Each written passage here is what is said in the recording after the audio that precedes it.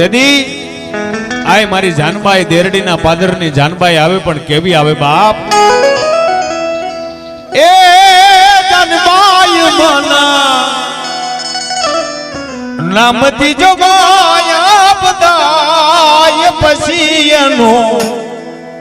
એ વાળન વાગો